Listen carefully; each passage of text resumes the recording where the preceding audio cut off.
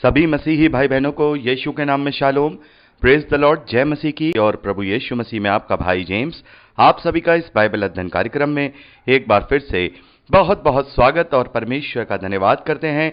मेरे प्यारे भाई बहनों, हम अध्ययन कर रहे हैं निर्गमन की पुस्तक का, और एक छोटी सी प्रार्थना के साथ आज के अध्ययन को हम शुरू करेंगे। हालेलुया। धन्यवाद पिता परमेश्वर, धन्यवाद करते हैं आपके अद्भुत रीति वाले प्रेम के लिए जो आपने अपने इकलौते पुत्र को देकर हम सभी पर प्रकट किया। धन्यवाद करते महान पिता परमेश्वर आपके अनुग्रह, आपके महान प्रेम, आपकी तमाम आशीषों के लिए। धन्यवाद करते हैं इस बाइबल अध्ययन कार्यक्रम के लिए जिससे हम आशीषित हो रहे हैं। होने दीजिए महान पिता परमेश्वर, आज के अध्ययन में पवित्र आत्मा हमारी अगुवाई करे, सहायता करे, मदद करे, सत्य वचनों को सिखाए ताकि हम आपके ग्रहण योग्य बनने पाए। पिता परमेश्वर, सारी व्यवस्थाओं को रिकॉर्डिंग किए जाने को, वचन को समझने और समझाए जाने को, हर एक बात को पिता परमेश्वर हम आपके जोरावर हाथों में सौंपते हैं। आप हमारी मदद और अगुवाई कीजिए। सारा आदर देते हैं, सारी महिमा देते हैं, और इस प्रार्थना को यीशु के सामर्थ्य और पवित्र नाम में मांगते हैं, आमीन। एक बार फिर से आप सभी का स्वागत है। हम अध्ययन कर रहे हैं निर्गमन की पुस्तक का, और अब समय है कि हम उसके 28वें अध्याय पहले वचन से आगे का अध्ययन करें।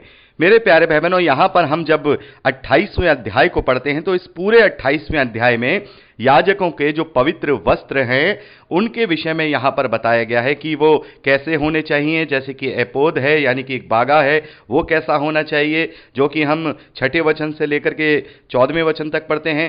सीना बंद और या चापरस हम कहें जो सीने पे लगा होता है वो कैसा हो, या दूसरे जो वस्त्र हैं, याजकीय वस्त्र हैं, वो कैसे हो, ये सारी बातें यहां पर बताई गई हैं। और मेरे प्यारे भाई बहनों, मैंने आपको इस पूरे 28वें अध्याय का एक चित्र मैंने आपको वहां पर दिया है कि कैसी पगड़ी होती है, कैसे बागा होता है, कैसा जो कमरबंद है, सीना बंद है, और कैसे वस्त्र होते हैं। मैंने आपको यहां पूरी तरह से डायमेंशन दे दिया है। आप इसको अपने आप से इसको यहां 28वें अध्याय को पढ़ लीजिएगा। मैं यहां पर पूरा नहीं पढ़ूंगा क्योंकि यहां सारे डायमेंशन दिए गए हैं और आपको अच्छे से समझने में आसानी होगी। आप चित्र के साथ, क्योंकि चित्र मैंने हाई रेजोल्यूशन में भेजा है, आप उसे जूम करेंगे तो सारी चीजें दिखाई देंगी। तो यहां पर 28वें अध्याय में हम याजकों के पवित्र वस्त्रों के विषय में देखते हैं, लेकिन यहां पर हम 4 प्रमुख चीजों को देखते हैं जो इनके वस्त्रों में हैं। और हम 12 रत्नों को देखते हैं, जो 12 रत्न जो सीना बंद है, यानी कि जो चेस्ट है, वहां पर जो एक प्लेट टाइप की होती है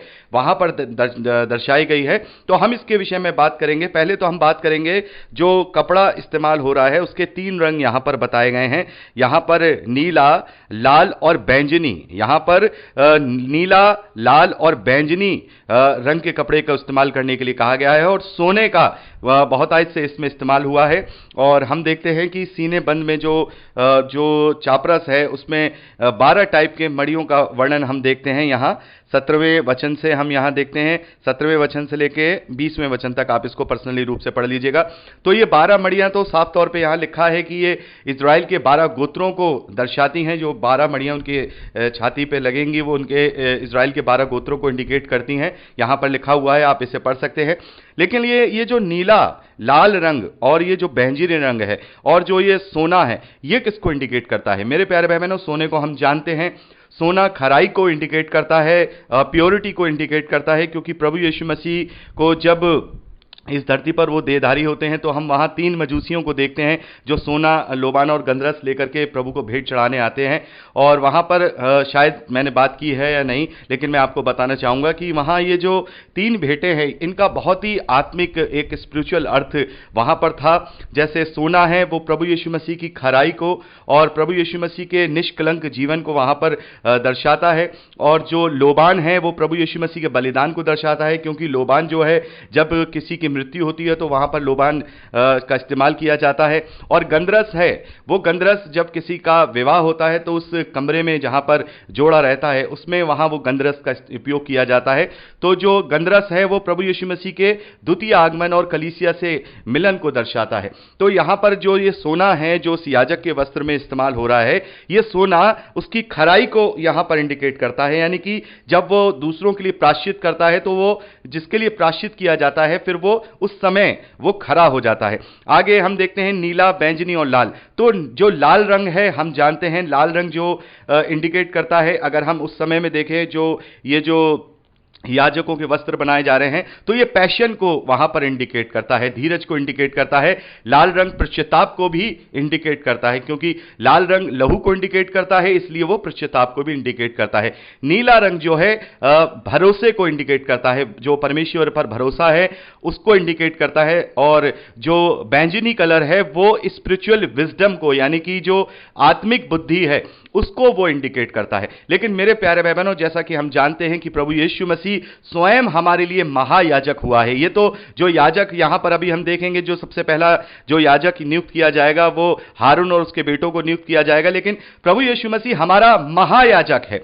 और वो ऐसा महायाजक हमारे लिए बना। हमने बहुत ही इसको विस्तार से इब्रानियों की पत्री में पढ़ा है कि प्रभु यीशु मसीह हमारे लिए एक ऐसा महायाजक हुआ है जो इस तंबू के मंदिर में या हाथों से बने हुए मंदिर में नहीं, वरन उस सच्चे मंदिर में, जो सच्ची वेदी परमेश्वर के निवास स्थान यानी स्वर्ग में है, वहां पर वो अपने बलिदान का लहू चढ़ा के आया है।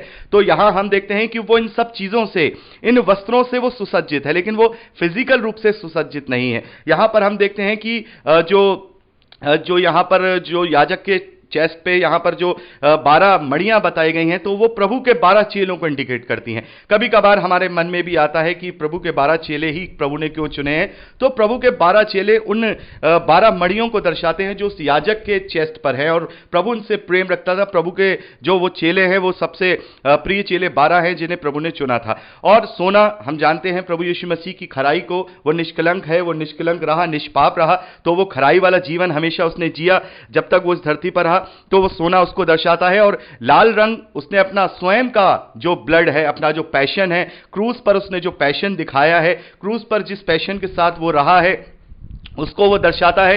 और यहां जो नीला रंग है जो ट्रस्ट को, भरोसे को और विश्वास को दर्शाता है, तो प्रभु यीशु मसीह ने उसे यहां जीवन के जल से दर्शाया है। जीवन का जल जिसका कलर हम कहते हैं ब्लू होता है, जो जल है, उसने कहा कि मैं तुम्हें उस सोते में से पिलाऊंगा, और जीवन का जल ही प्रभु यीशु मसीह है। तो और इसको हम बपतिस्मे से भी जोड़ते हैं, क्योंकि जो नीला रंग है वो पानी को इंडिकेट करता है और भरोसे को इंडिकेट करता है, विश्वास को इंडिकेट करता है। तो यहां हम बपतिस्मे को भी जो है लेते हैं। और यहां पर जो बैंगनी कलर है वो जैसा कि हमने यशायाह नबी की पुस्तक 11वां अध्याय उसके दूसरे वचन में पढ़ा कि परमेश्वर का आत्मा, युक्ति का आत्मा, भय का आत्मा, पराक्रम का आत्मा, सातों प्रकार का आत्मा हमने देखा वो प्रभु पर पूरी रीति से संपूर्णता में वो आया है। तो स्पिरिचुअल विजडम उसके पास है। और जो बैंगनी कलर है वो भैरवता की निशानी है, यानी राजाओं का कलर बैंगनी कलर कहा जाता है। और जो बैंगनी कलर पहना करते थे वो भैरव था, यानी राजाओं का कलर उसे कहा जाता है। तो यहां पर हम देखते हैं कि प्रभु यीशु मसीह जो कि राजाओं का राजा है, उसका राज्य यहां का नहीं वरन उसका आत्मिक राज है।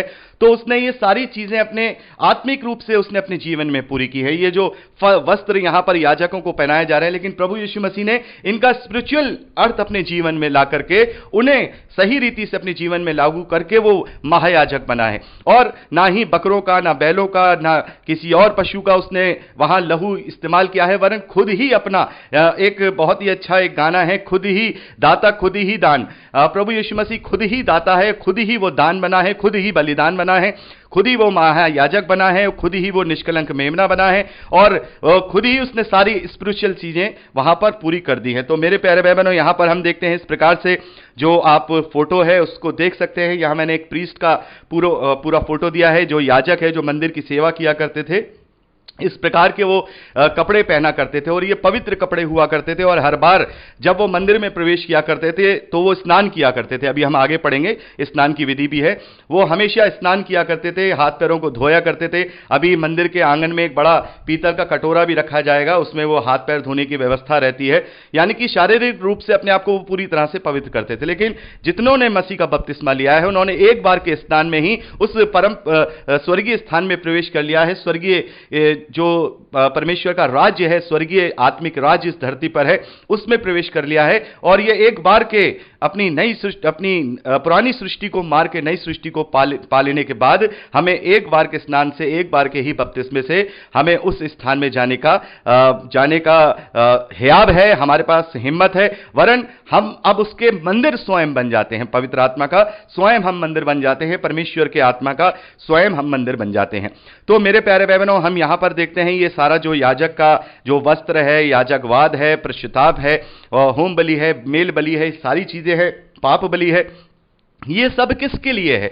ये सारी चीजें पुराने नियम में जो बताई गई हैं वो मेरे और आपके लिए नहीं है। अभी हम शब्द के विषय में भी बात करेंगे। मेरे और आपके लिए सारी चीजें नहीं है। मेरे और आपके लिए तो उत्तम बलिदान, उत्तम याजक, उत्तम वेदी, उत्तम सारी चीजें उत्तम हमें प्रभु यीशु मसीह के रूप में मिली है। तो बहुत सारे लोग क्या करते हैं, बहुत सारे लोग अभी भी जो पुराने नियम को अच्छी तरह से नहीं समझ पाते, वो नहीं जान पाते हैं ये किसके लिए है, ये किसके लिए नहीं है। लेकिन पौलुस ने इस बात को 2 तीमुथियुस 2 अध्याय 15वें वचन में बहुत ही अच्छी तरह से समझा दिया है कि rightly divided word of truths, यानी कि परमेश्वर के वचन को, सत्य वचन को अपने ठीक रीति से अपने जीवन में लागू करो। तो हमें समझना होगा, लेकिन बहुत सारे लोग नहीं समझते हैं। बहुत सारी जो पुरानी कलीसियाएं हैं और बहुत, हम रोमन कैथोलिक चर्चेस को देखें तो वहां पर जो उनके जो वस्त्र होते हैं वो ऐसे ही याजकों की तरह उनकी समानता में उन्होंने बना रखे हैं। और बहुत सारे जो कल्ट हैं या हम कहें डिनोमिनेशन है, वो अपने अपने जो अगुवे होते हैं या पास्टर होते हैं उन्हें